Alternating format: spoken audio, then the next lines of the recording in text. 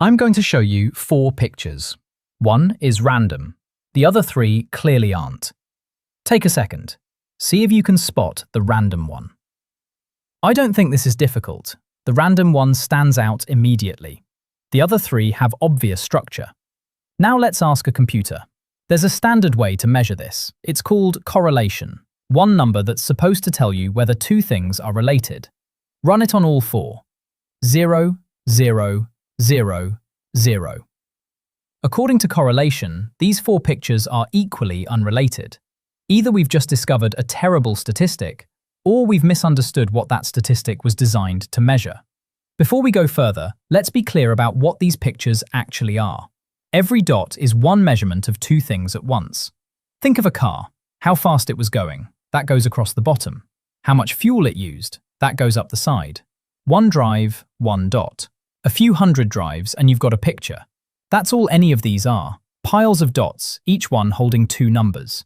Now, correlation has a reputation it never asked for. People use it as though it answers, are these 2 things related? It doesn't. Correlation asks a much narrower question. How well do these points fit a straight line? That's it, nothing more. Imagine laying a ruler across the data. If the points gather around that ruler, correlation becomes large. If the ruler doesn't describe the pattern, correlation becomes small. Now watch the circle.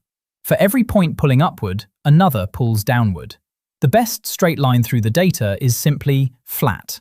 Correlation didn't fail. It answered the question we asked. We just asked the wrong question. Let me show you what I mean with something you've done 1,000 times. Salt. Too little and the food is bland. Too much and it's inedible. Somewhere in the middle is right. So, does more salt make food taste better? There's no answer to that. It depends entirely on where you're starting. Your car does the same thing. Every car has a speed where it uses the least fuel. For most of them, somewhere around 50 miles an hour. Slower than that, you burn more. Faster than that, you burn a lot more. And this isn't something I've made up to prove a point. Oak Ridge National Laboratory measured 74 different cars. Same hill, every time. So, does driving faster help your mileage? Below 50, yes. Above 50, no. Correlation only gets to give one answer. Up or down. It can't say both. So it says neither. Same thing that happened to the circle. But of course, speed tells you about fuel economy. It tells you almost exactly. You just have to ask a different question. So forget straight lines for a moment. Let's ask something simpler. Suppose I point at one spot along the bottom, one value of x, and tell you a point sits above it. Have you learned anything about how high up it is? Of course you have. If I tell you it's over on the far right, you already know it has to be near the middle, top to bottom. You haven't found the answer exactly, but you've ruled out most of the possibilities. That's learning. Correlation called it 0. Our intuition says otherwise. You've played 20 questions. I'm thinking of one of 8 things. And you don't start guessing. You start cutting. Is it in this half? 8 becomes 4. Again. 4 becomes 2. Again. 2 becomes 1. 3 questions. Always 3. Never 4. That's what we mean by 3 bits. 3 halvings, and the uncertainty is gone. Now go back to the circle. Before I tell you anything, the height, the up the side number, the one we've been calling y, could be anywhere on it. High, low, middle. Let's say 8 possible heights. 8. 3 questions, 3 bits. Now I tell you x. Watch what that does. Draw a line straight up from that point on the bottom. It crosses the circle in exactly 2 places. The top half and the bottom half. That's it. Those are your only options left. 8 possibilities became 2, and 2 is a single question. Is it the top one? 1 bit. Nothing magical happened. You didn't create information. You removed uncertainty. 3 bits became 1. 2 bits disappeared. And that The uncertainty that disappeared is what information actually measures. Now we finally have a way to ask the question we actually cared about. Information theorists call it mutual information. It asks one question. How much uncertainty disappears when I know X?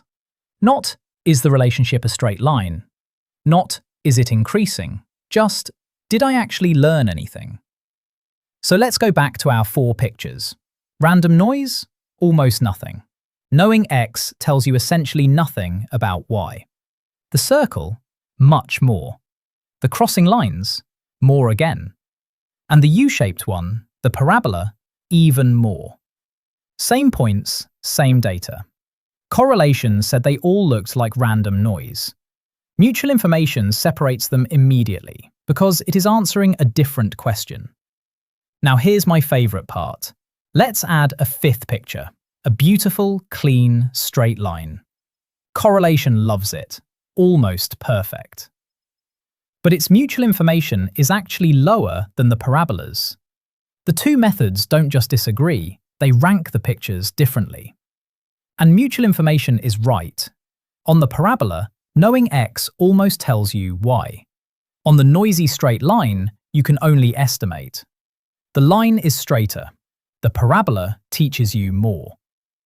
Now let me show you where this stops being an academic point. Your phone has a passcode. Type it wrong, and it says no.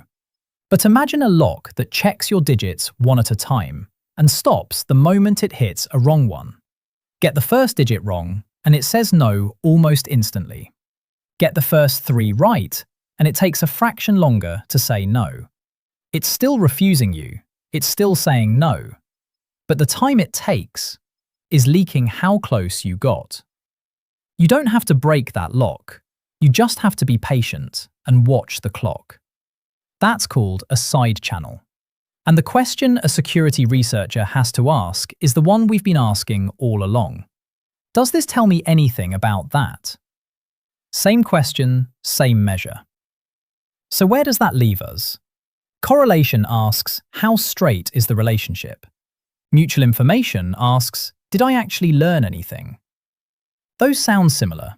They're not. One measures geometry, the other measures knowledge.